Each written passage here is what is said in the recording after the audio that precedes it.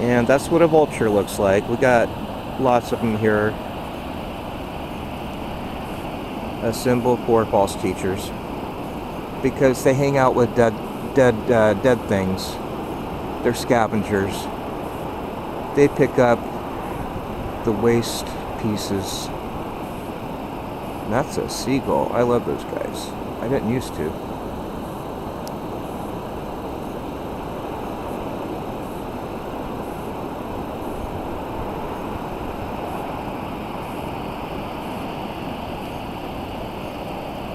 I first came here in 2008, an evacuee from a fire in Northern California, and I had just been made single through a terrible breakup, and I sat with a blanket. Actually, it was my painter's drop. I was still able to do a little painting at that time, just as a hobby. Anyway, so I sat in the middle of the summer. I think it was July. And yeah, it was July 4th. That's when I got liberated from the past. And so anyway, I came here as an evacuee, and I met some other evacuees right here on the beach here at Pudding Creek Beach. And I just felt so taken care of by the Lord. This is a beach of blessing. There's many blessings here. Yesterday was cold and gray, but look at today. And that's the way it is. Walking with the Lord, you know, there's going to be storms, and then there's going to be days of blessing. And so far everything turned out pretty good today. Went and cleaned the food bank up real early. I was up at 4 this morning, so I was able to get it done and get out of everyone's hair as they were walking in. And I got smiles. So people are catching the Christmas spirit, it looks like. And so I'm just going to promote those good feelings and be a blessing.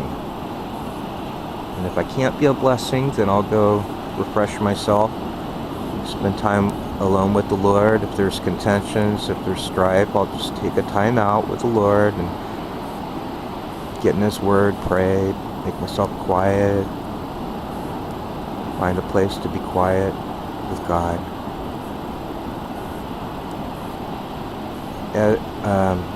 That cliff that you see in the center of this picture in the distance, that edge over there, just around,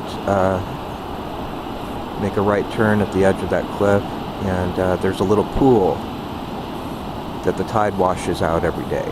And in that pool, I'd like my ashes scattered.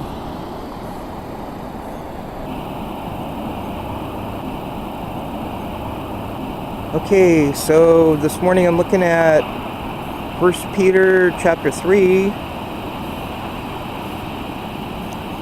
and it starts in verse 8. The role of the believer in Christ is to be a blessing, even to the wicked. Interesting, huh? Verse 8. Finally, all of you be of one mind, having compassion for one another. Love as brothers. Be tender-hearted. Be courteous, not returning evil for evil or reviling for reviling, but on the contrary, blessing, knowing that you were called to this, that you may inherit a blessing. And then it gives a quote, I believe from the Old Testament. He who would love life and see good days, let him refrain his tongue from evil and his lips from speaking guile. Guile is deception, you know, speaking in a shady fashion. Let him turn away from evil and do good. Let him seek peace and pursue it. For the eyes of the Lord are on the righteous, and His ears are open to their prayers. But the face of the Lord is against those who do evil.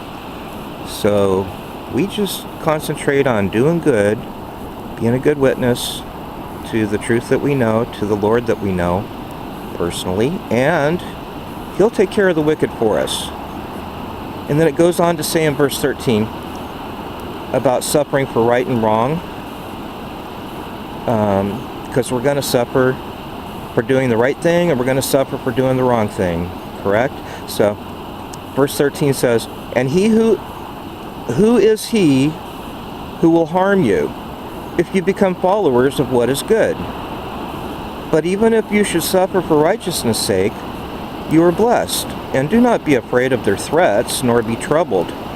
But sanctify, that means set apart, sanctify the Lord in your hearts, and always be ready to give a defense to everyone who asks you a reason for the hope that is in you, with meekness and fear.